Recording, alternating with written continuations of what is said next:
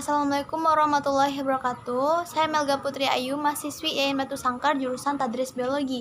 Baiklah, pada video kali ini saya akan mempresentasikan praktikum zoologi invertebrata tentang moluska. Untuk itu, sebelum melaksanakan praktikum, kita harus tahu dulu tujuan dari praktikum ini. Yang pertama adalah mengenal objek moluska. Yang kedua, mengenal ciri morfologi moluska. Yang ketiga, menempatkan objek moluska pada kedudukan taksonominya. Selanjutnya, alat dan bahan yang kita gunakan pada praktikum kali ini adalah yang pertama adalah keping kaca ukuran 25 x 10 cm, beker gelas 25 cc, silet baru, mikroskop, dan bahannya adalah bekicot, lokan, siput telanjang, dan cumi-cumi. Sebelum itu, moluska merupakan hewan triploblastik selomata yang bertubuh lunak. Ke dalamnya termasuk semua hewan lunak dengan maupun tanpa cangkang, seperti berbagai jenis siput, kerang-kerangan, serta cumi-cumi dan kerabatnya. Moluska merupakan filum terbesar kedua dalam kerajaan binatang setelah filum Arthropoda. Yang pertama kita bahas dulu tentang lokan. Cangkang kerang lokan dapat mencapai ukuran 110 mm, berbentuk lonjong agak bulat, bagian posteriornya terpotong pada individu dewasa dan tua, sedikit menggembung dan tebal. Panjang cangkang lokan atau jarak anterior ke posteriornya sama atau sedikit lebih besar dari tingginya, jarak dorsal ke ventral. Garis pertumbuhan yang konsentrik berubah menjadi tonjolan. Bagian luar kulitnya berwarna putih yang ditutupi oleh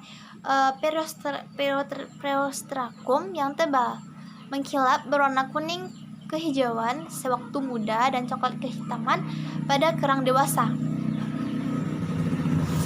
Bagian dalam kulitnya berwarna putih menyerupai kapur atau perselon. Jejak otot-otot aduktornya dihubungkan dengan garis pallial. Gigi engsel kuat, gigi kardinal tengah dan belakang pada cangkang kanan, serta gigi kardinal tengah dan depan pada cangkang kiri bercabang. Kerang lokan atau Gleonaerosa ini memiliki cangkang berwarna gelap, membulat dan agak cekung, sehingga kerang ini tampak lebih tebal. Tubuhnya ditutupi atau dilindungi oleh sepasang cangkang. Pada bagian dalam cangkang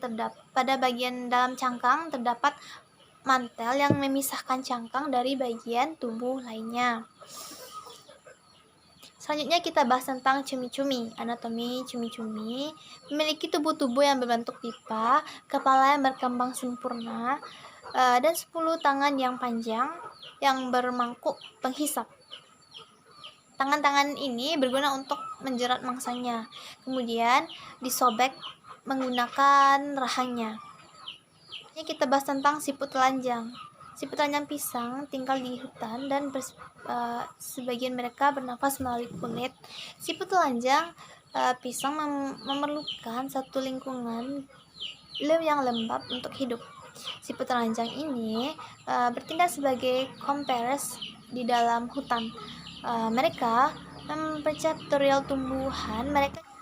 Selanjutnya kita bahas tentang bekicot. Bekicot merupakan hewan invertebrata dengan tubuh lunak dan dari kelas gastropoda. Bekicot mempunyai cangkang yang besar, runcing berwarna coklat dan mempunyai pola garis padat berbentuk piramid seperti kerucut, dan dengan pola spiral atau lilitan seperti sekrop, dan dasar cangkang yang membulat. Cangkang bekicot dewasa mempunyai panjang sekitar 10 cm sampai 12 cm dengan lebar 4 sampai 5 cm dan berat 100 sampai 120 gram. Fungsi cangkang selain sebagai rumah juga untuk mempertahankan diri dari musuh dan untuk memperkecil penguapan tubuhnya. Bekicot menggunakan bagian bawah tubuhnya atau perut untuk berjalan dan menggunakan paru-paru untuk bernapas sehingga dimasukkan ke dalam ordo Pulmonata. Bekicot dapat hidup di air laut, air tawar, dan di darat. Umur bekicot dapat mencapai 10 tahun dengan rata-rata usia hidupnya sampai 5-7 tahun.